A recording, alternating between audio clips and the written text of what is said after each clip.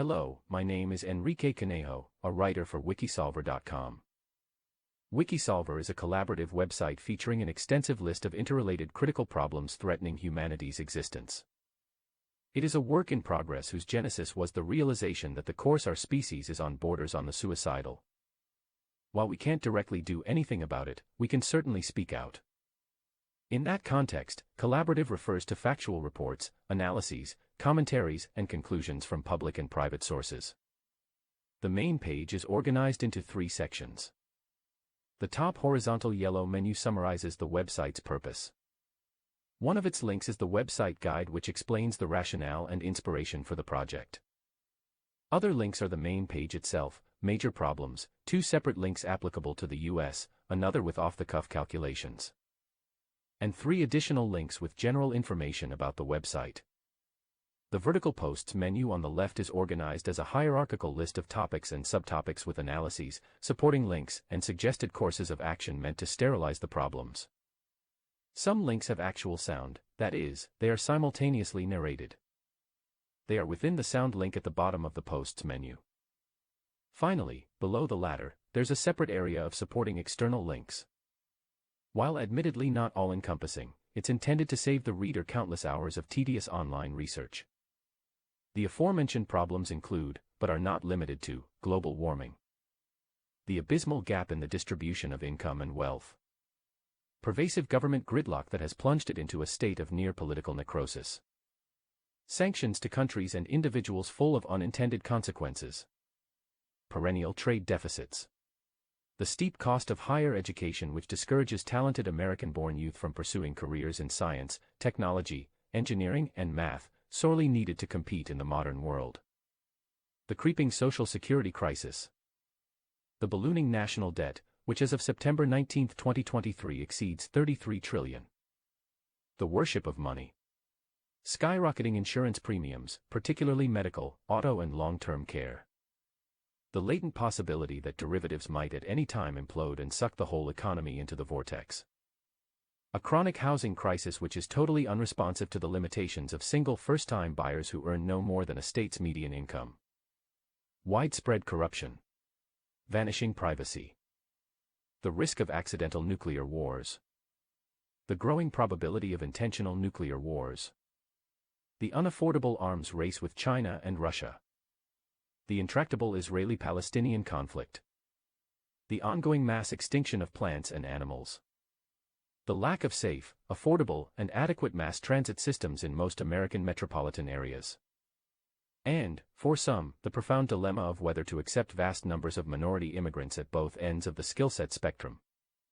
Recognizing their overarching importance, we have compiled a suite of empirical suggestions, on a commensurate scale, on what to do about them simultaneously, gradually, and imperceptibly. The site is neither a panacea, a library of technical manuals, nor pseudoscience. Indeed, our sources include, but are not limited to, peer-reviewed scientific publications and news from mainstream media, renowned universities, and government agencies. In addition, our opinions and suggestions have been confined to the conceptual realm so as to encourage the best and the brightest amongst us, in any and all disciplines and wherever they may be, to examine them with an open mind. Hopefully, should they concur, they may decide to contribute their invaluable time and expertise by preparing whatever supportive studies, manuals, and blueprints they see fit.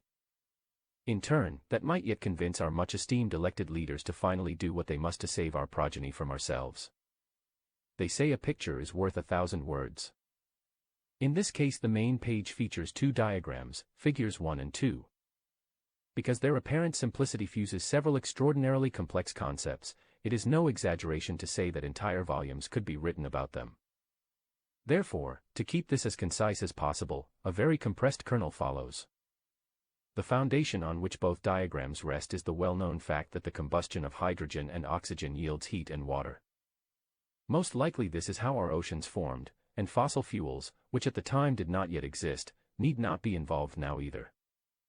Figure 1 illustrates an energy-water self-sustaining 2-phase loop. The technology that makes phase 1 possible, which already exists, includes, but is not limited to, a 100% efficient water splitter that uses solar energy to produce hydrogen by electrolysis of seawater, Further, it does so directly, without fuel cells or enzymes. In Phase 2, the hydrogen is piped up to hydrogen-burning plants atop suitable mountains. Crucially, they need not be near Phase 1 production sites. The hydrogen could be produced in ideal locations worldwide such as sun-drenched islands, Southern California, Northwest Mexico, the Atacama Desert, Namibia, the Persian Gulf and Africa's North Shore. Since seawater is a renewable resource and sunlight is by human standards inexhaustible, permanent and free, theoretically there's no limit as to how much hydrogen could be produced. Similarly, the hydrogen-burning plants would be equipped with turbines capable of burning hydrogen 24/7 to synthesize pure water and generate electricity. Incidentally, the turbines already exist. What matters is that Figure 1 attempts to use gravity to circumvent, but not contradict, the first law of thermodynamics. Here's how it would work. New buildings of all types, including residential, would be required by law to be outfitted with solar panels expressly to generate a substantial surplus of electricity. A parallel program for existing buildings would be created. In their case, participation would be voluntary rather than mandatory. Plants would be built in suitable locations along the coast to produce hydrogen by electrolysis of seawater, and if earmarked for local use. Complementary hydrogen-burning plants would simultaneously be built atop suitable nearby mountains. The hydrogen would be piped up to storage beneath the plants. They would use it to synthesize water and generate electricity. The water would be condensed, stored, and fed by gravity to a series of cascading hydro turbines on a downslope to generate additional electricity. The importance of water scarcity where it really counts cannot be understated. Accordingly, the top priority of Figure 1 should be to manufacture freshwater wherever it's needed, not where it isn't, and only secondarily, to generate surplus electricity. The reason for this reversal of priorities is simple necessity. Glaciers everywhere are quickly melting, and groundwater that would require hundreds or even thousands of years to recharge is being depleted at an alarming rate. For example, already in parts of Kansas the shortage of water has reduced the amount of corn that an average acre can yield, and the situation is just as dire, or worse, in other countries as well. These grim facts, which may be irreversible, are on track to morph into global catastrophes within a few decades or sooner. Obviously, if not so recognized and dealt with, inevitably it's going to cripple our food supply and impair, or even exterminate, other species we depend on for dear life. In short, either we make changes commensurate with the breadth and scope of what we're up against, or we do nothing and face the music. Although alternative financing schemes are of course possible, Figure 2 depicts one way to fund Figure 1 that would simultaneously address some of the other extant problems. Crucially, the federal government would not own the project. Instead, analogous to Hoover Dam, it would be self-supporting, financed entirely through the sale of hydrogen, electricity, and water. Incidentally, Hoover Dam's generators went online in 1937, and the original mortgage of $140 million issued by the Treasury Department was successfully paid in full 50 years later in 1987. This project should surpass that result by several orders of magnitude. Unlike Hoover Dam, which was funded by the Treasury Department, a new investment bank could be created jointly by the Federal Reserve and private investors expressly to fund all cooperative-related mortgages. It would also be authorized to sell the latter as collateralized mortgage obligations in Wall Street or any other securities market, and to guarantee timely principal and interest payments to the investors. This arrangement takes into account the stark difference in the government's annual deficits between 1937 and 2023, does not increase the government's debt, avoids conflicts with laws and regulations governing existing government-sponsored enterprises and agencies, and recognizes that a solution to current geopolitical tensions is not on the horizon.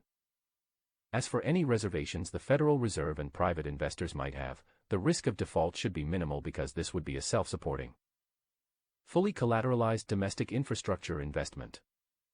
In terms of ownership, the system would be organized as a limited equity cooperative, a corporation where member households each own only one share of it but not the underlying real estate. To prevent speculative resales, share prices would be restricted to increases of no more than 10% per year. The shareholders would create its bylaws and determine who would run it for them. In turn, the corporation would generate income by selling hydrogen, electricity, and water and use it to maintain and operate the plants and residences. It would also collect all monthly residential payments from the shareholders and use the proceeds to amortize the loans as agreed. Eventually all mortgages would be paid off. At that point the shareholders would stop making mortgage payments and decide how to distribute the net income from the plants. Upon their death, their heirs would inherit the shares. They, in turn, would have to decide whether to occupy the dwellings, which would entitle them to receive distributions from the plants, or sell the shares subject to the aforementioned annual 10% limitation.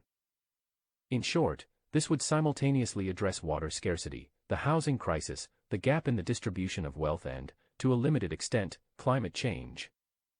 Additional details of this and other related strategic projects seeking to double the GNP of the United States will be discussed in future episodes.